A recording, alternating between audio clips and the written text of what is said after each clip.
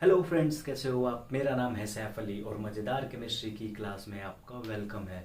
तो फ्रेंड्स, ये है केमिकल रिएक्शन एंड इक्वेशन का वीडियो नंबर 3, जिसमें मैं आपको कराऊंगा टाइप्स ऑफ रिएक्शन। तो कितने तरह की रिएक्शन होती है सब कुछ पता चलेगा आपको इस वीडियो में, इसलिए आपको वीडियो को पूरा देखना है, मेरे साथ एंड तक बने रहना है। चलिए स्टार्ट करते हैं। तो टोटल 5 तरह की रिएक्शन होती है: combination, decomposition, displacement, double displacement, oxidation and reduction. तो मैंने यहाँ पे ऑक्सीडेशन एंड रिडक्शन को एक साथ रखा है। अगर इनको अलग अलग रखें तो 6 तरह की रिएक्शन हो जाएंगी। अब एक एक करके इनकी डेफिनेशन को और इनके एग्जांपल्स को देखते हैं। तो पहला रिएक्शन है हमारा कॉम्बिनेशन। तो कॉम्बिनेशन वर्ड से हमें पता चल रहा है कंबाइन। तो प्रोडक्ट हमेशा हमारा सिंगल रहने वाला है और जो रिएक्टेंट है वो 2 या 2 से ज़्यादा होंगे। तो ऐसी रिएक्शन जिसमें रिएक्टेंट 2 या 2 से ज़्यादा मिलकर एक सिंगल प्रोडक्ट फॉर्म करे, वो कहलाती हैं कॉम्बिनेशन रिएक्शन। अब इनके एग्जांपल देखते हैं। तो हम कैल्शियम ऑक्साइड को जब वाटर से कंबाइन करेंगे तो कैल्शियम हाइड्रोक्साइड बनेगा। तो जो कैल्शियम ऑक्साइड है इसका कॉमन नेम है क्विकलाइम, और कैल्शियम हाइड्रोक्साइड है इसका कॉमन नेम है स्लेक्ट लाइम। एक और एग्जांपल देखते हैं। तो बहुत इजी सा एग्जांपल है, हाइड्रोजन प्लस ऑक्सीजन कंबाइन होकर क्या देते हैं, वाटर, जिसका एग्जांपल है H2O। और भी ले सकते हो, कार्बन प्लस ऑक्सीजन, ये क्या देंगे, कार्बन डाइऑक्साइड। तो ये सारे एग्जांपल किसके थे, कॉम्बिनेशन रिएक्शन के। तो सेकंड टाइप की रिएक्शन है हमारी डीकम्पोजिशन रिएक्शन, जो कि है एकदम अपोजिट कॉम्बिनेशन रिएक्शन से।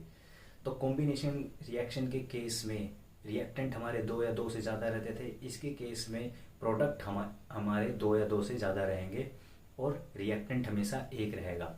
अब देखो, जो डीकम्पोजिशन है हमारा काम है तोड़ना।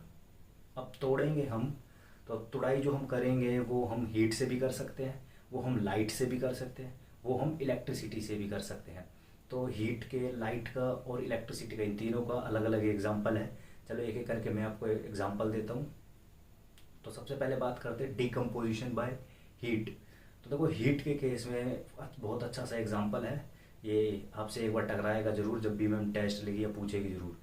तो फेरस सल्फेट, जब भी आप फेरस सल्फेट को हीट करोगे तो वो ferric oxide Fe2O3 plus sulphur dioxide plus sulphur trioxide में स्प्लिट होएगा।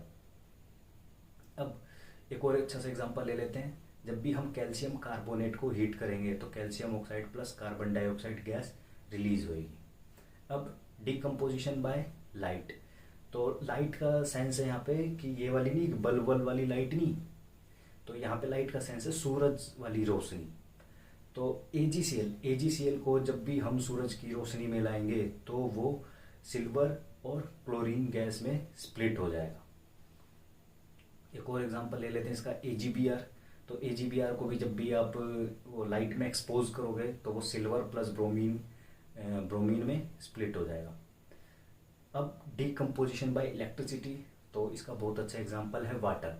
तो वाटर में जब भी आप 2 इलेक्ट्रोड घुसाओगे, इलेक्ट्रिसिटी प्रोड्यूस करोगे वहाँ पे, इलेक्ट्रिसिटी उसको दोगे, प्रोड्यूस नहीं, जब भी इलेक्ट्रिसिटी हम पास कराएंगे तो जो वाटर है वो हाइड्रोजन प्लस ऑक्सीजन में स्प्लिट हो जाएगा।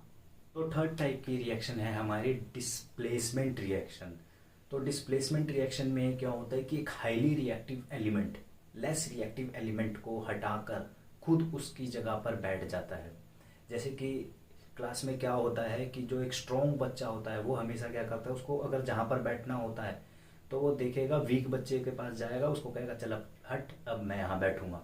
तो सेम इस तरीके से ही highly reactive element less reactive element को हटाते हैं। अब देखो, जिस तरीके से वो वीक बच्चा स्ट्रॉन्ग बच्चे को नहीं हटा सकता, उसी तरीके से ये less reactive element highly reactive element को डिस्प्लेस नहीं कर सकते। तो ये अपने आप, ये बात आप अपनी दिमाग में डाल लो कि सिर्फ highly reactive element less reactive element को डिस्प्लेस कर सकता है, less reactive element highly reactive element को डिस्प्लेस नहीं कर सकता। तो इसकी वजह से रिएक्शन भी नहीं होगी, नहीं होगी तो नहीं होगी। अब एग्जाम्पल देखते हैं इसका। तो इसका एग्जाम्पल लेते हैं हम आयरन। आयरन की रिएक्शन जब भी हम कॉपर सल्फेट से कराएंगे तो यहाँ पे आयरन कॉपर को लात मारेगा या उसको हटाएगा, कैसे भी करके वो उसकी मर्जी, और कॉपर को हटाएगा और खुद उसकी जगह पर आ जाएगा। तो अब यहाँ पे प्रोडक्ट क्या बनेगा हमारा, रिएक्टेंट में था हमारा आयरन प्लस कॉपर सल्फेट, तो प्रोडक्ट में आएगा अब हमारा, अब आप खुद बताओ क्या होना चाहिए। तो प्रोडक्ट होगा हमारा फेरस सल्फेट प्लस कॉपर बेचारा अलग।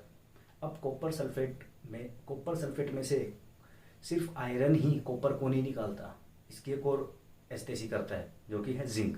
तो जिंक भी कॉपर सल्फेट से इजीली, कॉपर सल्फेट में से कॉपर को इजीली रिलीज कर देता है। अब रीज़न क्या होने वाला है आप भी क्या बता सकते हो। तो यहाँ पे तो जिंक यहाँ पे हाईली रिएक्टिव एलिमेंट है एज कम्पेयर टू कॉपर। अब आप कहोगे कि भाई हमें कैसे पता चलेगा, तो बच्चों 8th क्लास में आपने पढ़ी है ना रिएक्टिविटी सीरीज, ये लो देख लो। तो ठीक है ना, तो रिएक्टिविटी सीरीज में हमें पता लग जाता है कि देखो जब भी आप ऊपर से नीचे की तरफ आ रहे होंगे तो हम किसकी तरफ जा रहे हैं, लेस रिएक्टिव एलिमेंट की तरफ। तो लेस हाईली रिएक्टिव एलिमेंट हमेशा लेस रिएक्टिव को करता है, ठीक है ना, क्या डिस्प्लेस। तो अब आप कहोगे कि भाई ये जो हाईली रिएक्टिव एलिमेंट है इसने लेस रिएक्टिव एलिमेंट को डिस्प्लेस किया, तो हमें कैसे पता चलेगा। तो यहाँ पर कलर चेंज होता है, कैसे। तो देखो जो कॉपर सल्फेट का एक्वस सॉल्यूशन होता है वो होता है ब्लू कलर का। अब यहाँ पे हम आयरन की नेल डालते हैं या आयरन, अब आयरन कहाँ से आएगा, आयरन की नेल जो कि एक आयरन काम कर रही है, आयरन का काम कर रही है। अब क्या होएगा, एक्वस कॉपर सल्फेट सॉल्यूशन का जो कलर था यहाँ पे क्या था, ब्लू। अब जैसे हमने आयरन की नेल डाली तो ब्लू कलर हट जाएगा, ग्रीन कलर आ जाएगा। तो फोर्थ टाइप की हमारी केमिकल रिएक्शन है डबल डिस्प्लेसमेंट रिएक्शन, जो कि थोड़ी बहुत मिलती जुलती है डिस्प्लेसमेंट रिएक्शन से। तो डिस्प्लेसमेंट रिएक्शन में क्या होता था, एक highly reactive element less reactive element को डिस्प्लेस कर देता था, और जो बेचारा हमारा लेस रिएक्टिव एलिमेंट है वो बेचारा अलग रहता था। But in case of double displacement reaction इसमें ऐसा नहीं होगा। इसमें क्या होएगा कि भाई चल एक काम करते हैं, तू अकेला मत रहे, हम सीट बदल लेते हैं, मतलब तू मेरी जगह पर आ जा, मैं तेरी जगह पे आ जाता हूँ। इसको अच्छे समझते हैं एक एग्जाम्पल के साथ।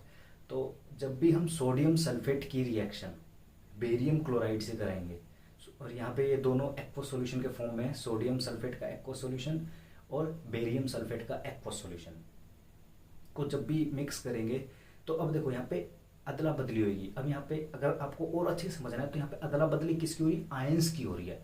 अब जब भी यहाँ पे देखोगे आप सोडियम सल्फेट में सोडियम और सल्फेट का आयन, बेरियम क्लोराइड में बेरियम प्लस क्लोरीन का आयन, तो ये आयन आपस में एक्सचेंज होंगे। अब एक्सचेंज करो तो देखो जहाँ पे सोडियम है वहाँ पे बेरियम को ला देंगे, और जहाँ पे बेरियम है वहाँ पे सोडियम को ला देंगे, तो इसलिए इसको कहा जाता है डबल डिस्प्लेसमेंट। अब देखो इस टाइप की रिएक्शन में प्रेसिपिटेट फॉर्म होता है। अब आप कहोगे प्रेसिपिटेट क्या होता है, तो मैं आपको प्रेसिपिटेट इससे पहले वाली वीडियो में बता चुका हूँ। तो जो बच्चे इससे पहले वाली वीडियो देखा होगा उन्होंने, तो उनको तो कोई डाउट ही नहीं होगा। और जो पहली बार देख रहे हैं वीडियो, तो मैं उनको बता देता हूँ कि जो प्रेसिपिटेट क्या होता है, कि precipitate solid insoluble solid form होता है जब भी हम दो एक्वस सॉल्यूशन को आपस में मिक्स करते हैं। तो जब भी आप दो एक्वस सॉल्यूशन को आपस में मिक्स करोगे तो जो सॉलिड वहाँ पे इनसोल्यूबल फॉर्म होएगा उसको बोलते हैं, या इनसोल्यूबल सॉलिड जो फॉर्म होएगा उसको बोलते हैं प्रेसिपिटेट। तो यहाँ पर बेरियम सल्फेट का वाइट प्रेसिपिटेट फॉर्म होएगा। तो आपको यहाँ पे दो चीज़ें ध्यान रखनी है कि यहाँ पे जो डबल डिस्प्लेसमेंट हो रही है यहाँ पर किस वजह से हो रही है, ये हो रही है आयंस के एक्सचेंज होने के वजह से, और यहाँ पर एक प्रेसिपिटेट भी फॉर्म होता है। और यहाँ पे तो आपको हमेशा जब भी एग्जांपल बताया जाएगा या जब भी आप एग्जांपल दोगे रिएक्शन का, तो उसमें आप मेंशन करोगे कि यहाँ पे प्रेसिपिटेट किसका फॉर्म हो रहा है। और जो प्रेसिपिटेट डिनोट करने का जो तरीका है वो डाउन दी एरो, मतलब जिसका भी प्रेसिपिटेट फॉर्म हो रहा है वहाँ पे हम एरो को डाउन करके बता देते हैं। तो जैसे कि यहाँ पे इस रिएक्शन में मैंने आपको बताया था कि बेरियम सल्फेट का प्रेसिपिटेट फॉर्म होएगा, तो हम वहाँ पे एक एरो मेंशन कर देंगे। तो फिफ्थ टाइप की रिएक्शन है हमारी ऑक्सीडेशन एंड रिडक्शन। तो देखो ऑक्सीडेशन को सबसे पहले समझते हैं। तो देखो ऑक्सीडेशन में साउंड आता है ऑक्सीजन का, तो उस रिएक्शन में जिसमें ऑक्सीजन ऐड हो रहा है, और ये यहाँ तक नहीं मानेगा, अगर ऑक्सीजन ऐड हो रही हो या हाइड्रोजन रिमूव हो रही हो, तो वो रिएक्शन कहलाती है ऑक्सीडेशन रिएक्शन। और जिस रिएक्शन में ऑक्सीजन रिमूव हो रहा हो और हाइड्रोजन ऐड हो रहा हो, तो वो कहलाती है रिडक्शन। पर किसी एक सिंगल रिएक्शन में ये जब दोनों हो रही हों, वहाँ पे ऑक्सीडेशन देखने को भी मिल रहा है हमें और रिडक्शन देखने को भी मिल रहा है, तो वो रिएक्शन कहलाती है रिडॉक्स रिएक्शन। रिडॉक्स, रेड जो साउंड देगा यहाँ पे रिडक्शन की वजह से आया है, और जो ऑक्स आया है वो ऑक्सीडेशन की वजह से आया है। अब एग्जाम्पल देखते हैं। तो देखो, जब भी हम कॉपर को ऑक्सीजन से कंबाइन कराएंगे तो कॉपर का ऑक्सीडेशन होगा और वो बन जाएगा CuO, कॉपर ऑक्साइड। पर अगर उसी कॉपर ऑक्साइड को आप हाइड्रोजन से रिएक्ट कराओगे तो वहाँ से ऑक्सीजन रिमूव हो जाएगी और वो ऑक्सीजन हाइड्रोजन के साथ चली जाएगी। तो यहाँ पे कॉपर का क्या हुआ है, कॉपर का हो गया यहाँ पे रिडक्शन, क्योंकि ऑक्सीजन रिमूव हो गई। या आप अगर हाइड्रोजन के पॉइंट ऑफ व्यू से देखना चाहते हो तो हाइड्रोजन का क्या हो गया यहाँ पे, ऑक्सीडेशन। तो एक और एग्जांपल देखते हैं। जब भी हम जिंक ऑक्साइड को कार्बन से रिएक्ट कराएंगे तो यहाँ पर zinc plus carbon dioxide form होगा। अब देखो, यहाँ पर ऑक्सीडेशन भी हो रही है और रिडक्शन भी हो रही है, पहचानना आपको है। चलो मैं आपकी हेल्प करता हूँ। तो आप यहाँ पर देखो, ऑक्सीजन किसके साथ जुड़ रही है या हाइड्रोजन किसके साथ जुड़ रहा है। अगर यहाँ पे हाइड्रोजन नहीं है तो आप कहोगे यहाँ पे तो रिडक्शन का कुछ लेना देना नहीं है। लेना देना है बच्चों, मैंने क्या बताया। अगर ऑक्सीजन जुड़ रही है तो वो ऑक्सीडेशन, ऑक्सीजन अगर हट रही है तो वो रिडक्शन। ऐसे ही अगर हाइड्रोजन जुड़ रही है तो रिडक्शन पर, और हाइड्रोजन अगर हट रहा है तो ऑक्सीडेशन। अब इस रिएक्शन में आपको पहचानना है क्या, कि देखो, जब हमने क्या करा, जिंक ऑक्साइड को कार्बन से रिएक्ट कराया तो जिंक ऑक्साइड बना। तो देखो, जो जिंक ऑक्साइड से ऑक्सीजन हट गया तो ये क्या हो गई, रिडक्शन। और कार्बन के साथ ऑक्सीजन जुड़ गया तो ये क्या हो गया, ऑक्सीडेशन। और इसीलिए ये पूरी रिएक्शन कहलाती है रिडॉक्स रिएक्शन, क्योंकि यहाँ पे इस सिंगल रिएक्शन में ऑक्सीडेशन भी हुआ है और रिडक्शन भी हुआ है। तो oxidising agent and reducing agent क्या होते हैं, मैं इसकी सेपरेट वीडियो बनाऊंगा क्योंकि ये वीडियो बहुत लंबी हो जाएगी।